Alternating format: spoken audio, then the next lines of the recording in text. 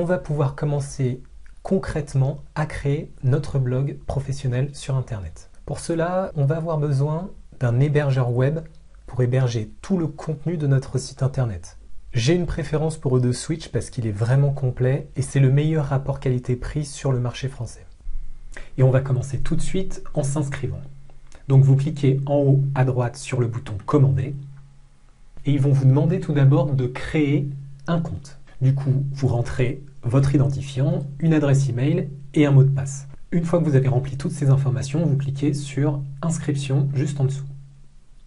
Du coup, normalement, vous allez arriver sur cette page, vous allez cliquer sur « Commander un service ». Là, vous arrivez sur cette page et vous allez commander l'offre unique. Donc c'est 60 € hors taxe par an, ça veut dire c'est 5 € hors taxe par mois, soit 6 € TTC par mois, soit 72 € par an. Donc vous cliquez sur commander. L'avantage avec cet hébergeur, c'est qu'il vous offre un nom de domaine offert la première année. Donc ici, vous entrez le nom de domaine que vous souhaitez avoir pour votre futur blog. Imaginez que vous vouliez apprendre aux gens à apprendre le piano. Eh bien, vous pouvez choisir par exemple le nom de domaine apprendrepiano.fr. Bon, je pense que c'est déjà pris. Non, mais imaginons que ce soit une thématique comme ça. Essayez d'avoir le nom de domaine le plus parlant possible pour votre future audience afin que les visiteurs qui arrivent sur votre site sachent exactement de quoi va parler votre site. Je vous mettrai sous la vidéo un petit tutoriel qui vous aidera à choisir votre nom de domaine avec 17 conseils pour choisir mon nom de domaine. Donc ici, moi, j'entre mon nom de domaine. Mon nom de domaine, c'est créer un tunnel de vente.com. Là, le système me dit que le nom de domaine est disponible, mais sachez que parfois, il est possible que ce ne soit pas disponible. Donc il faudra un peu jouer sur les mots ou bien ajouter avant ou après un mot, un chiffre, afin que vous tombiez finalement sur un nom de domaine qui n'est pas pris. Donc une fois que vous avez choisi ça, vous descendez un petit peu vers le bas. Il vous demande de choisir la période pour la première facturation. Est-ce que vous voulez prendre une offre sur 1 an, 2 ans ou 3 ans? C'est toujours le même prix. Ce qui est bien avec cet hébergeur, c'est qu'il n'y a pas 50 000 offres, il n'y en a qu'une. Et c'est toujours 60 € par an. Comme je vous l'ai dit, j'ai fait plusieurs blogs et je peux vous dire que c'est vraiment une offre économique, un très bon rapport qualité-prix. Je vous laisserai, si vous le souhaitez, regarder ce qui se passe sur Internet, les différentes offres qu'il existe, mais celle-ci est vraiment compétitive et d'une très bonne qualité.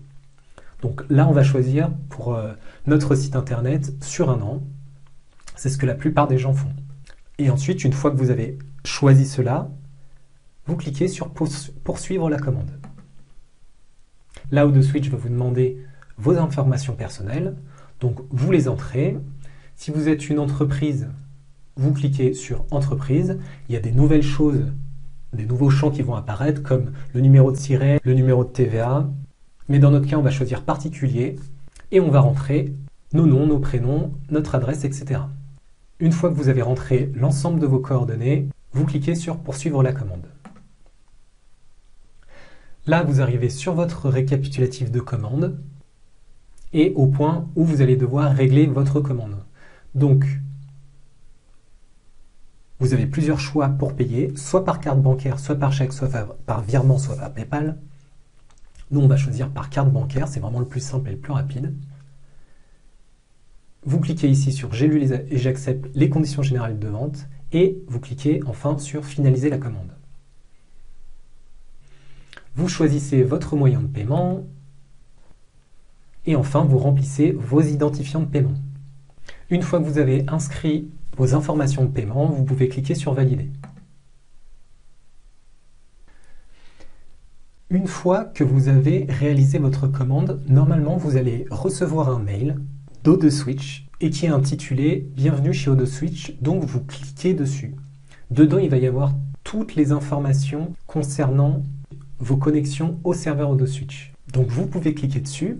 Alors surtout, ce mail, vous le conservez, il est très important, il y a vraiment toutes vos informations. On va le réutiliser tout de suite pour créer notre site. Si vous avez peur de le perdre, imprimez-le. Mais en tout cas, c'est très important de conserver toutes ces informations, vous en aurez besoin lors de la création de votre site internet. Vous avez créé votre espace sur l'hébergeur web O2Switch. Et maintenant, ce qu'on va vouloir faire, c'est créer notre site. Mais pour créer notre site, on a besoin d'un CMS. Ça veut dire Content Management System en anglais. Système de gestion de contenu. Et ce CMS, on va choisir WordPress. Alors, pour installer WordPress sur O2Switch et configurer votre site internet, vous allez ouvrir le mail Bienvenue chez O2Switch et descendre jusqu'à ce que vous trouviez la ligne où il y a marqué Administration générale du compte web. Sur ces lignes, vous allez trouver une adresse, un nom d'utilisateur et un mot de passe. Donc vous allez cliquer sur l'adresse. Vous arrivez sur cette page et vous allez entrer les informations de connexion que O2Switch vous a données. Donc le login, vous le mettez là où il y a marqué nom d'utilisateur et le mot de passe, vous le mettez là où il y a écrit mot de passe. Et ensuite, vous cliquez sur connexion.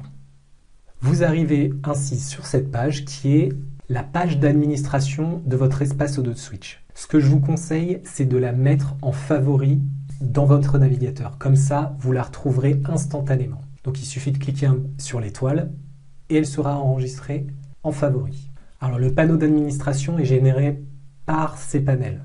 On ne va pas rentrer dans le détail parce qu'il y a beaucoup de choses techniques. On va aller vraiment à l'essentiel et créer votre espace WordPress. Donc vous allez aller tout en bas, tout en bas. Et ici, vous allez cliquer sur WordPress. Vous allez ensuite cliquer sur Installer maintenant. Ici, vous allez choisir HTTPS. Ici, vous allez cliquer sur le menu déroulant et choisir le nom de domaine que vous souhaitiez lors de la création. Le reste, vous ne touchez à rien. Nom du site, vous pouvez mettre le nom de votre site. Et là, la description. Alors sachez que ce n'est pas obligatoire, hein. Vous pourrez changer de toute manière ces informations plus tard dans WordPress. Ensuite, vous descendez. Alors surtout, ce qui est important, c'est de changer le nom d'utilisateur et le mot de passe de votre compte administrateur WordPress. Là, il vous donne la possibilité de générer un mot de passe compliqué automatiquement. Donc vous pouvez choisir ça. Choisissez un mot de passe compliqué et surtout, notez-le quelque part. Donc une fois que vous avez choisi votre mot de passe, le courriel, soit vous laissez ça, mais moi je vais préférer mettre l'adresse qu'on a créée ensemble tout à l'heure. Comme ça, toutes les informations liées à l'administration de notre WordPress seront envoyées à cette adresse email. La langue, vous pouvez laisser français et le reste, vous n'avez pas à changer. Il vous suffit enfin de créer sur Installation pour finaliser l'installation de WordPress. Maintenant, vous arrivez sur une page qui vous confirme que l'installation s'est bien terminée. Félicitations, le logiciel a bien été installé avec succès. Et là, il y a encore deux adresses que je vais vous demander de mettre en favori. Ce sont l'adresse de votre site internet. Donc, en l'occurrence, pour moi, https://créeruntunneldevente.com. Donc ça, c'est l'adresse de mon site sur lequel les visiteurs pourront se connecter. On va l'ouvrir. Et également l'adresse de connexion au panneau d'administration de WordPress. C'est votre tableau de bord dans lequel vous allez créer, où il y aura tous vos réglages et avec lequel vous pourrez créer votre site. Donc ça aussi, on va l'ouvrir.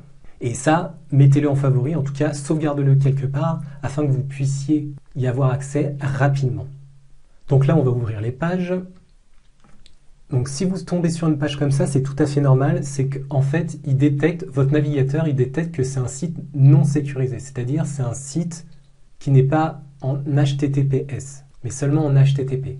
Alors, c'est pas très grave, de toute façon, on va régler ça, vous inquiétez pas, vous allez juste, pour vous connecter à votre site internet, besoin de cliquer sur Paramètres avancés, et ensuite de cliquer sur Continuer vers le site créeruntunneldevente.com.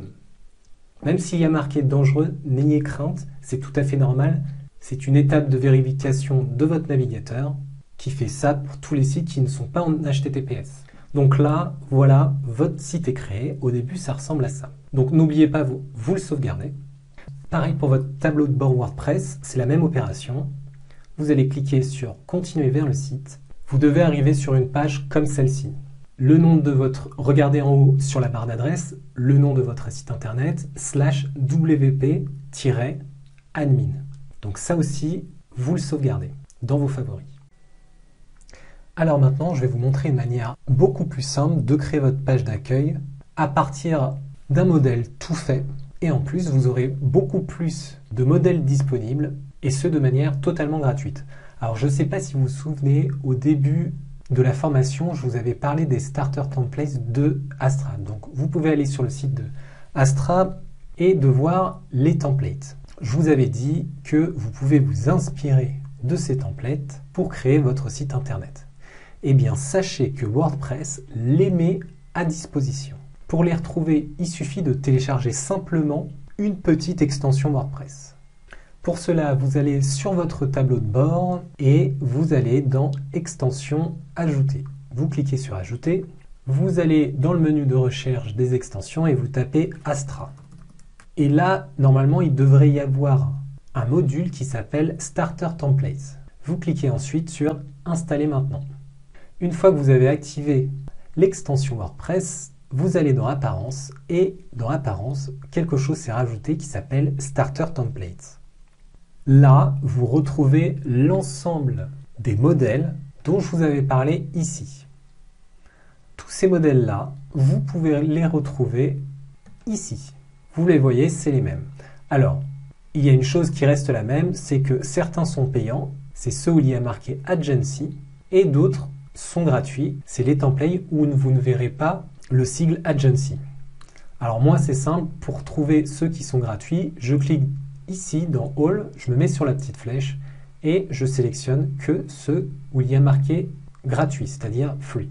Et là, vous avez l'ensemble des templates qui sont accessibles de manière totalement gratuite et que vous allez pouvoir insérer dans votre WordPress. Vous allez carrément pouvoir télécharger ces modèles et vous en inspirer. Ainsi, vous aurez un site internet déjà tout fait. Vous n'aurez simplement qu'à remplacer les titres, à mettre vos informations à vous. Alors pour l'exemple, je vais choisir quelque chose qui se rapproche de mathématiques. Je vais essayer de trouver un modèle qui se rapproche de mathématiques. Faites de même, si vous n'en trouvez pas, essayez de trouver un modèle qui se rapproche le plus du sujet que vous allez cibler. Donc moi j'ai vu un modèle qui me plaisait, je vais choisir celui-ci pour l'exemple de la vidéo. Donc je clique sur le modèle et là vous voyez que vous avez une ébauche du modèle à votre gauche, mais aussi vous avez l'ensemble des pages disponibles pour ce modèle. Donc pour la home page, donc home c'est la home page, c'est la page d'accueil, vous avez cette page. Pour la page à propos, about, vous avez ce modèle que vous pouvez consulter, hop, comme ça. Pour les services, vous avez cela, ce modèle-là. Et pour le contact, vous avez ce modèle de page-là.